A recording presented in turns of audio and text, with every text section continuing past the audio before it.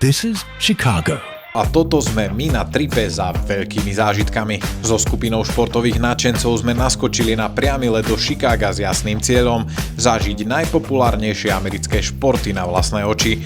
Hlavnou hviezdou tripu bol Michal Handzuš. Toto je náš hrdina, legenda, ktorá má v Chicagu dvere otvorené všade. Hanzi nás zobral na miesta, kam sa človek bežne nedostane, ale my sme tam naozaj stáli. V šatni Blackhawks nám ukazoval každý detail a keď ti sám Zeus rozpráva o hokeji priamo na ich teritóriu, máš pocit, že si minimálne 7. hráč prvého útoku. No a potom tréningové centrum, tam nám definitívne padla sánka. Boli sme doslova pár metrov od Connora Bedarda a mohli sme ho sledovať trénovať. Jasné, že sa tešíme na zápas, ktorý nás čaká, ale na toto budeme spomínať ešte aj o 20 rokov.